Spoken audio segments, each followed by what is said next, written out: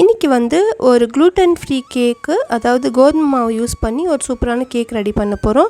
தயிர், முட்டை எதுவுமே யூஸ் பண்ணல. பேசிக்காக நம்ம வீட்டில் இருக்கக்கூடிய பொருளை வச்சு நம்ம செய்யலாம்.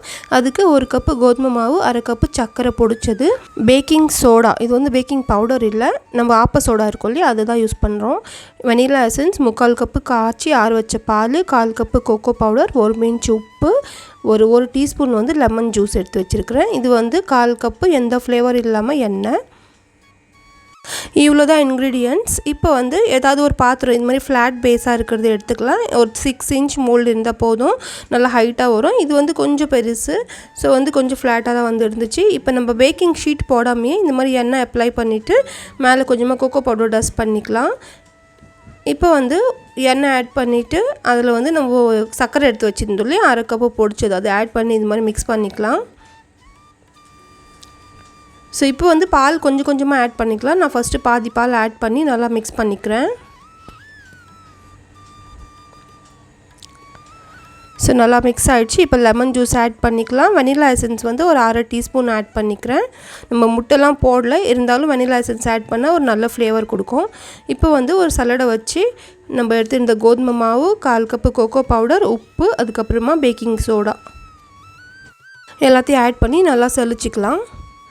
இப்போ வந்து ஒரு இது மாதிரி விஸ்க் வச்சு நம்ம கொஞ்சம் கொஞ்சமாக பால் ஆட் பண்ணி நல்லா மிக்ஸ் பண்ணிக்கலாம்.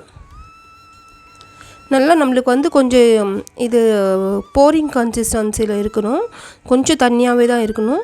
ஸோ வந்து நான் எடுத்த 3/4 கப்பு பால் ஃபுல்லாக காலி. ஸோ இன்னும் ஒரு 1/4 கப்பு பால் யூஸ் பண்ணியிருக்கேன் நான். ஸோ டோட்டலாக வந்து 1 கப்பு பால் நம்மளுக்கு யூஸ் ஆச்சு. 1 கப்பு கோதுமை மாவு எடுத்தோம் இல்லையா, அதே கப்பில் 1 கப்பு பால் யூஸ் பண்ணியிருக்கிறேன். ஸோ இப்போ வந்து ஒரு ஸ்பேச்சுலா வச்சு இந்த மாதிரி வந்து நம்ம கார்னர்லாம் ஸ்க்ரேப் பண்ணி நல்லா ஃபுல்லாக வந்து வேய்ச்சி விட்டுக்கலாம். நல்லா ஸ்மூத் கன்சிஸ்டன்சியில் நம்மளுக்கு வந்து கேக் பேட்டர் ரெடி ஆகிடுச்சு. இப்போ இதை நம்ம வந்து மோல்டில் ட்ரான்ஸ்ஃபர் பண்ணிவிட்டு நல்லா டேப் பண்ணிவிட்டு அவன் செட்டப் பண்ணி வச்சுருக்கிறேன். ஏதாவது அடிகனமான பாத்திரம் நம்ம ஒரு 10 நிமிஷத்துக்கு ப்ரீ ஹீட் பண்ணி வச்சுக்கலாம். உப்பு, மணல்லாம் ஆட் பண்ணணும்னு ஒன்றும் அவசியம் இல்லை. லோ ஃப்ளேமில் வச்சு தான் பேக் பண்ணணும். ஸோ இப்போ வந்து எனக்கு டோட்டலாக ஒரு 55 மினிட்ஸ் ஆச்சு. 50 மினிட்ஸ்க்கு அப்புறம் செக் பண்ணி பார்த்தேன், அப்பயும் வேகலை. ஸோ இன்னும் ஒரு 5 மினிட்ஸ் வச்சு சூப்பராக வந்துடுச்சு. ஸோ வந்து இப்போ நம்ம கூல் ஆனதுக்கப்புறமா இதுக்கு ஐசிங் பண்ணுறதுக்கு ஈஸியாக வீட்லேயே ஒரு கனாஷ் ரெடி பண்ணிக்கலாம். 1/2 கப்பு பாலில் 1/4 cup cocoa powder, 1/4 cup sugar powder, 1 teaspoon cornflour, இது எல்லாத்தையும் போட்டு நல்லா வந்து நம்ம கலக்கி வச்சுக்கலாம். ஃப்ளேமில் வைக்கக்கூடாது ஃபஸ்ட்டே. இப்போ வந்து ஃப்ளேமில் வச்சு லோ ஃப்ளேமில் வச்சு நல்லா வந்து மிக்ஸ் பண்ணிக்கலாம். கொதி வந்ததும் தானே கெட்டியாகும். இப்போ இறக்கி வச்சுட்டு 1 டீஸ்பூன் வந்து பட்டர் ஆட் பண்ணிக்கிறேன் நான். அந்த சூட்லேயே மெல்ட் ஆகிடும் அது. இப்போ கொஞ்சம் தண்ணியாக இருக்கிற மாதிரி தான் இருக்கும் போரிங் கன்சிஸ்டன்சியில். ஆறுனதும் நல்லா ஸ்ப்ரெடிங் கன்சிஸ்டன்சி வந்துடும். இப்போ இந்த மாதிரி ஒரு கிரில் ரேக் வச்சுட்டு அது மேலே வந்து நம்ம கேக் வச்சு இந்த நம்மளோட ரெடி பண்ண கனாஷ் ஆட் பண்ணிக்கலாம். சாக்லேட்டை யூஸ் பண்ணாமல் கொக்கோ பவுடர் வச்சு நம்ம பண்ணியிருக்கிறோம். எப்படி இருக்குது பாருங்கள் கன்சிஸ்டன்சி. இப்போ இந்த மாதிரி ஒரு தோசை திருப்பி வச்சு நல்லா ஸ்ப்ரெட் பண்ணிக்கலாம். எந்த ஒரு பேக்கிங் டூலுமே இல்லைனாலும் நம்ம வீட்டில் இருக்கிற பொருளே வச்சு நம்ம சூப்பரான நல்லா ஹெல்த்தியான கேக் யார் வேணாலும் ரெடி பண்ணலாம் வீட்லேயே.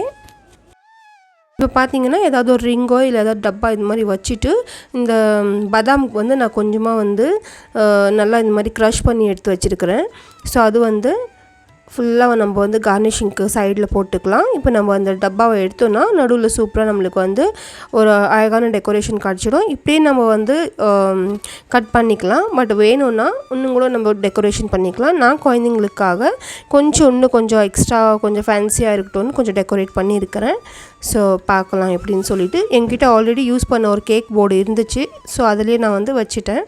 இப்போ பார்த்தீங்கன்னா அந்த நம்ம கேக்கோட மேல் லேயர் கொஞ்சமாக வெட்டி எடுக்கிறோம் இல்லையா, அன்ஈவனாக இருக்கிறது, அது வந்து சின்ன சின்ன பாலாக இது மாதிரி வந்து நம்ம உருட்டி எடுத்துக்கலாம். ஸோ குட்டி குட்டி பாலாக உருட்டியாச்சு. ஸோ இது வந்து நம்மளோட மீதமாக இருக்கிற அந்த கனாஷ் இருக்குது இல்லையா, அதில் வந்து நல்லா டிப் பண்ணிவிட்டு நம்மளோட கேக்கில் வந்து இந்த மாதிரி ஈக்குவலாக ஸ்பேஸ் விட்டு நல்லா வந்து டெக்கரேட் பண்ணிக்கலாம்.